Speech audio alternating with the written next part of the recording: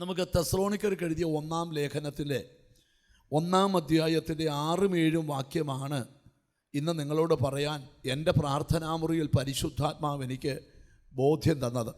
തെസ്സലോനിക്കർക്ക് എഴുതിയ 1-ാം ലേഖനം 1-ാം അധ്യായത്തിൻ്റെ 6-7 വാക്യങ്ങൾ നമുക്ക് വായിച്ചു കേൾക്കാം. ബഹുകഷ്ടം സഹിക്കേണ്ടി വന്നിട്ടും നിങ്ങൾ പരിശുദ്ധാത്മാവിന്റെ സന്തോഷത്തോടെ വചനം കൈക്കൊണ്ടു ഞങ്ങൾക്കും കർത്താവിനും അനുകാരികളായി തീർന്നു.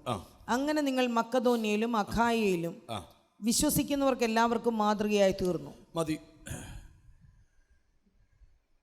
ധന്യനായ പൗലോസ്ലീഹ തെസ്സലോനിക്കയിലുള്ള വിശുദ്ധന്മാർക്ക് സ്തോത്രം കൊരിന്തിൽ ഇരുന്നു കൊണ്ട് പൗലോസ് ഈ ലേഖനം എഴുതുകയാണ്.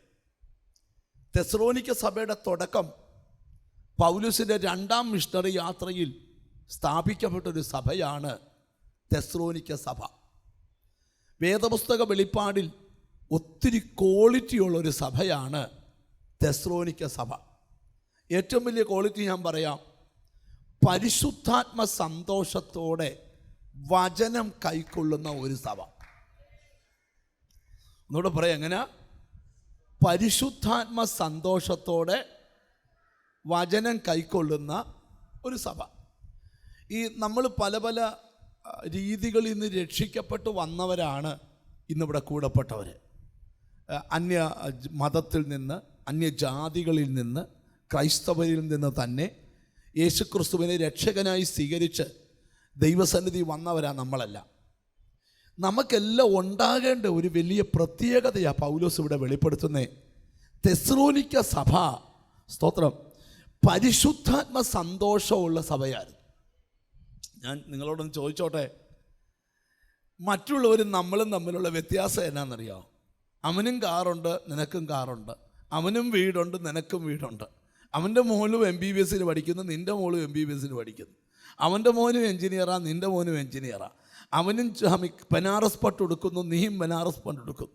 അവനും ലൂയിസ് ഫിലിപ്പ് ഇടുന്നു, നീയും ലൂയിസ് ഫിലിപ്പ് ഇടുന്നു. ഒരു വ്യത്യാസമില്ല. പക്ഷേ അവരും നീയും തമ്മിലുള്ള ഒരേ ഒരു വ്യത്യാസമാണ്, അവർക്കില്ലാത്തൊരു പരിശുദ്ധാത്മ സന്തോഷം നമ്മുടെ ഉള്ളിലുണ്ട്.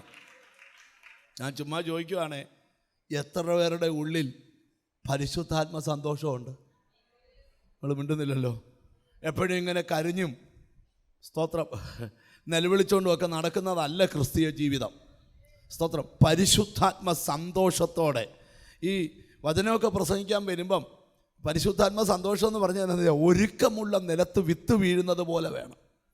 ഈ ദൈവരാജ്യം ബൈബിളിൽ കൊലോസ്യർക്ക് പൗലോസ് ലേഖനം എഴുതുമ്പോൾ പറഞ്ഞിട്ടുണ്ട്, നമ്മെ ഇരുട്ടിൻ്റെ അധികാരത്തിൽ നിന്ന് വിടുവിച്ച് എവിടെ ഇരുത്തി? സ്നേഹസ്വരൂപനായ പുത്രൻ്റെ രാജ്യത്തിൽ നമ്മളെ ഇരുത്തി. അപ്പം ഈ രക്ഷിക്കപ്പെട്ടവൻ്റെ ഇപ്പം എവിടെ ഇരിക്കുന്നേ?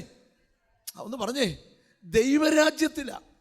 ആ ദൈവരാജ്യത്തെക്കുറിച്ച് ധന്യനായ പൗലോസ് റോമിലെ വിശുദ്ധന്മാർക്ക് ലേഖനം എഴുതുമ്പോൾ പൗലോസ് എഴുതി, ദൈവരാജ്യം ഭക്ഷണമല്ല, ദൈവരാജ്യം പാനീയമല്ല, ബാക്കി പറയാം നീതിയും സമാധാനവും പരിശുദ്ധാത്മാവിലെ സന്തോഷവും.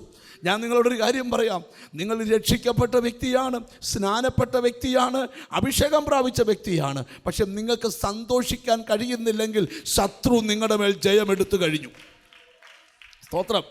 ഞാൻ ഇന്നിവിടെ ഇരിക്കുന്ന ചിലരോട് പറയാം, സാഹചര്യം എത്ര എതിരാണെങ്കിലും അതിൻ്റെ നടുവിൽ നിങ്ങൾ സന്തോഷിക്കണം. ഹല്ലേലൂയ. ആമേൻ. അടുത്തിരിക്കുന്ന ആൾക്കൊന്ന് കൈ കൊടുത്ത് പറ, സന്തോഷത്തോടെ ഇരിക്കണമെന്ന് പറ. ഹല്ലേലൂയ. നമ്മളന്ന് യോഗത്തിൽ എഴുതുമ്പോൾ, കർത്താവേ എനിക്ക് അവിടെ വേദന, ഇവിടെ വേദന, അവിടെ മുഴ, ഇവിടെ മുഴ, അവിടെ ദൈവത്തിന് സ്തോത്രം ട്യൂമർ, ഇവിടെ ട്യൂമർ, കർത്താവേ ഒന്ന് തൊടണേ എന്നും പറഞ്ഞ് നിലവിളിച്ചോണ്ടൊന്നും ഇരിക്കണ്ട. സ്തോത്രം. അപ്പോൾ ഒരാൾ ട്യൂമറുള്ള ആൾക്ക് ഇരിക്കുമ്പം ഇപ്പുറത്തിരിക്കുന്ന ആൾ പറയാം, അയ്യോ അവന് ട്യൂമറാ, നിന്നെ ടെസ്റ്റ് ചെയ്യാത്തതുകൊണ്ടാ. ചെയ്താൽ അതിനെക്കാട്ടി വലിയ ട്യൂമർ നിനക്കുണ്ട്. ടെസ്റ്റ് ചെയ്യാത്തതിനായി സ്തോത്രം. നിങ്ങൾ ശ്രദ്ധിച്ച് ഇങ്ങോട്ട് നോക്കണം, ഞാൻ പറയട്ടെ. അപ്പം നമ്മുടെ അകത്ത് എന്തോ ഉണ്ടാകണം. നിങ്ങൾക്കറിയാം, ഏറ്റവും കൂടുതൽ ഡിപ്രഷൻ സ്തോത്രം സ്തോത്രം പ്രാർത്ഥിക്കുന്നതെന്നൊക്കെ പറയുന്നവർക്കായിപ്പം സ്തോത്രം. ഒന്ന് അടുത്തിരിക്കുന്ന ആളോട് ചോദിച്ചു, സന്തോഷിക്കാൻ പറ്റുന്നുണ്ടോ എന്ന് ചോദിച്ചേ. ചുമ്മാ ചോദിരേ, പറ്റുന്നുണ്ടോ? ഉണ്ടോ? പിന്നെ എപ്പോഴും ഇങ്ങനെ അങ്ങ് സങ്കടപ്പെട്ടൊക്കെ മുഖമൊക്കെ കണ്ടാൽ സന്തോഷിച്ചുകൊണ്ടിരിക്കുന്ന മുഖമൊക്കെ നമുക്കറിയാം, ഇല്ലയോ? എപ്പോഴും ഇങ്ങനെ കരഞ്ഞുകൊണ്ട് കിടക്കുക, ഒരു കോടിയുടെ കാറേ ഇരുന്ന് കരയുക, കർത്താവേ കാലിന് മുട്ട് ശരിയാവുമോ? കർത്താവ് ഈ കാറൊക്കെ കൊടുത്ത ദൈവം ഓർക്കുക, എടാ ഇവനൊക്കെ എന്തിനാണ് ഈ കാറ് കൊടുത്തത്? അതേ ഇരുന്നുകൊണ്ട് കരയുക. നിങ്ങൾ ഇങ്ങോട്ട് ശ്രദ്ധിക്കുക. ഞാൻ നിങ്ങളോടൊരു കാര്യം പറയാം. ഒരു രക്ഷിക്കപ്പെട്ടൊരു ദൈവവൈതലാൽ ഈ മൊന വെച്ചുള്ള വർത്താനം നിർത്തണം. എന്തുവാ? ചിലരോട് മിണ്ടാൻ പറ്റുകയില്ല, കൊല്ലാൻ നിൽക്കുക. പണ്ടൊരു പാസ്റ്റർ പ്രസംഗിച്ചു, സ്വത്ര സഭായോഗം നടത്തി വെച്ച് വരുന്ന പാസ്റ്റർ മുമ്പിലും കയറ് പൊട്ടിച്ചു വരുന്ന പശുവിന് മുമ്പിലും നിൽക്കരുതെന്ന്. നിങ്ങൾ മിണ്ടുന്നില്ല. ഞാൻ കേട്ടതാ പറയുന്നത്.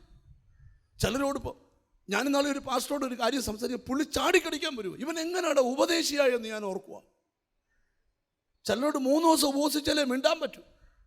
നിങ്ങൾ ശ്രദ്ധിക്കണം. മൊനവർത്താനമൊക്കെ നിർത്തിയേച്ച് പുസ്തകം എടുത്തവരാ ഞങ്ങൾ. നിങ്ങൾ ശ്രദ്ധിച്ച് കേൾക്കണം. ഇപ്പോഴും നീ മൊന വെച്ച് വർത്താനം പറയുന്നെങ്കിൽ നിന്നെ ശുശ്രൂഷയുടെ സ്ഥാനത്ത് കൂട്ടിയിട്ടില്ല, വിശ്വാസയുടെ സ്ഥാനത്ത് ഒട്ടും കൂട്ടിയിട്ടില്ല. നിങ്ങളാരും മിണ്ടുന്നില്ലല്ലോ.